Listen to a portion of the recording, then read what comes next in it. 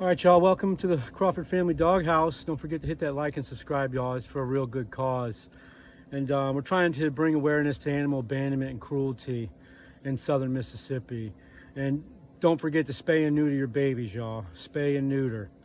So today, I was just kind of wondering, like, how does one get started in like rescuing animals and like an animal sanctuary? Like, how did that person get started in it?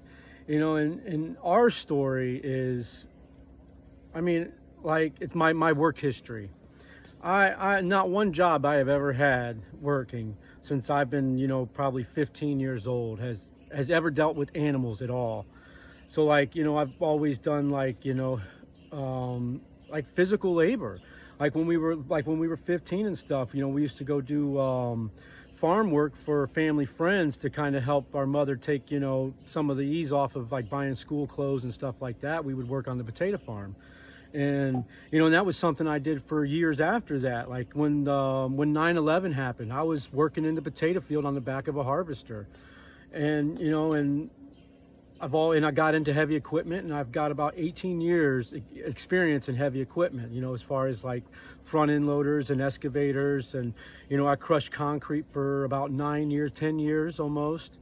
And like I say, not one job have I ever had anything to do with animals. So, and I didn't get my first dog till I was in my 30s. And that was Reese. And I've had Reese now 7 years. I got him when I was out in Texas, and I was staying in motels at that time, bouncing around doing the work that I did, crushing concrete. And I don't know, I was on Craigslist one day, and I had my motorcycle. I bought a motorcycle around that time. And that time I got on there and just looked for like a lot of odds and ends stuff for motorcycles, because you could find some cheap gear. And I came across this Chihuahua that the post, they said that they just wanted a $50 rehoming fee for him. But I don't know what it was. It was something about him, man. Like, it was love at first sight, I guess. So, and I called the guy, and, he gave me the story behind him, and his grandmother had passed away, and, he knew he couldn't take care of him. And so I set up a time. I told him I wanted to come, meet him and see how things went. And, when I first went there, he didn't care for me. He tried to bite me. And, and I slept with him on my bed for like the first 3 days in his cage, because he didn't want to come out of his cage or nothing. And yeah, he would try to bite me every now and then, but he was 7 years old at that time. So, and like I say, I had to sleep with him like three or 4 days with him on my bed in the cage before he even decided to come out. And I'm telling you, I took this dude to work with me every day like clockwork. There's not a day he didn't go to work with me. And we sat in the machines with me and everything. And, I think I took that old man from being a lap dog to a working dog. Like, one of his words now, like one of his trigger words is work. You want to go to work? Oh, he loves that word. So, yeah, and that was my first experience with a dog. So nothing really ever led me up to owning dogs. I was always busy on the run, and until Reese. And then, a couple years later, we had moved back to Louisiana, and I didn't want him being alone, when I worked night shift. So I ended up getting him a little companion, Marsha. And I got Marsha for free from the pound down there, from one of their shelters. She was a bite case. So they gave her to me for free. They waived all her fees, everything. And she's a little yipper, for sure. She's a yipper, but she's my baby, man. That is my baby. So, yeah, and it's like, I just wonder, like, what gets people into, like, rescuing animals and, making the sanctuary and whatnot and all that. And I say our story, we weren't looking for this. We were not looking for this at all. We moved here to southern Mississippi, and, we were planning on just getting us, I didn't want to get into equipment anymore, or, stuff like that. I wanted to get away from the physical labor part of it. I'm 43 now, and I just wanted to find me something, simple to do, something slow paced, because we had everything paid off. We were sitting kind of comfortable, and we didn't really have many worries. So I wanted to find us something to just, slow motion, nothing significant. So, and then we started finding, like, these dogs started just appearing in our path. Like, the good Lord put them in our path. and he knew our heart wouldn't drive by. He knew that. So, that's why I say we didn't choose this. This was given to us. This was meant to be. So, and and when I was working out in Texas, I was sitting there with the crew one day. We were all eating, and they noticed I didn't eat my food, and they were like, "Why didn't you eat all your food?" And we had saw a stray dog before I came inside, before we went inside to eat. And I told my one buddy, I was like, I'm gonna give my leftovers to my man outside. I was like, he's wandering around looking for food by that dumpster, so I'm gonna leave it over there for him. And he was baffled by that. He couldn't believe I was gonna do that. And yeah, I've just, ever since I got Reese, it's just, I had a soft spot for these dogs in my heart, man. Really any animal, because, when I found George, the kitty, and that's how I know that these animals were put in our path for a reason, because when I leave out of New Orleans, I am not looking to sit in traffic and any of that. I am trying to get in and out of that city as fast as possible. So that day when I found George, I was sitting in the slow lane, and I was in no rush to get out of that lane. And it was right by the O'Keefe exit. So, and I sat that lane the whole way out, man. And when I got up to the exit, I noticed that little kitty was scratching at the concrete barrier trying to get off, like over it. And I swerved over, and I jumped out right there at that exit. I jumped out, ran and grabbed that kitty and put him back in the car with me, and we took off. And I've had George now, I think, going on 3 months. So, and I love that dude to death too. He's the coolest little cat I ever met, man. The only cat I ever met.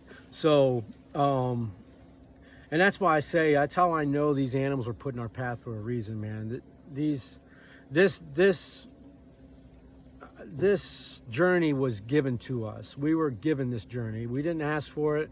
We were given it, and we took it with, open arms. We are we have no complaint about it whatsoever. Is it hard and stressful? Yes, some days are very stressful dealing with this stuff, but I wouldn't trade any of them for the world, man. I love all these guys. And that's why I say, it's like, I wonder how one actually chooses this occupation, because like I say, none of my work has ever led me up to this. And it has been a journey for sure. So yeah, I was just wondering, like, how does one get started in doing something like this? Because this is not something like, I just don't think everyday folks want to do something like this. And us moving to southern Mississippi was, I believe, for this reason. This was put in our path for this. This was our calling to be here. And like I say, my first instinct was not to grab a camera, my phone, and record the animals that we pick up, because just, when we grew up, we didn't have cameras and phones, stuff like that at hand. So it just wasn't first instinct for me. Darla and Alfalfa were the first ones we started recording, because those two are the ones that really broke our heart because of the amount of people that drove by them and couldn't open their arms for them. So they were the reason we started recording this stuff and starting to bring some light to it, because man, these guys need they need a forever home out here, and that is our goal, to give them that. We want to give them their forever home where they don't have no worries anymore after this. And yeah, so it's like we weren't ready for this by any means, and we've been doing it now for the last year and a half. We've been bringing them in and rescuing them. We're up to 18 of these babies that we have rescued up for a year and a half now. So that's how many we've rescued. We rehomed 5 of them. We have rehomed 5 of the babies. So, and that was part of that litter of Coda and Lee. That was part of their litter. And yeah, it's a journey for sure, man. It has been a journey.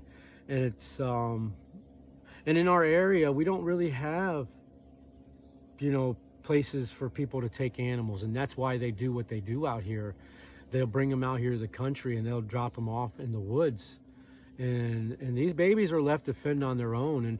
And this is summertime, man, and this is usually when we find them, is like when it's been hot out here like this in the summer. And I just didn't realize, you know, how big this problem was in the world until we really started looking into it in the last year and a half.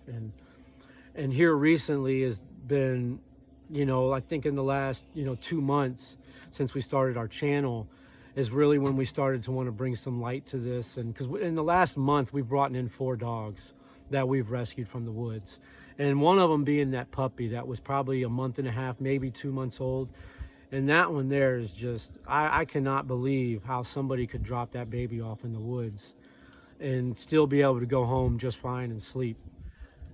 That one really baffled me there. So yeah, I just wanted to make a video on this and see, like, how does one even get started in this? And like I say, I believe this wasn't something we chose. This was given to us, and we embraced it. We took it with arms wide open, and we're gonna see it through, man. So, and yeah.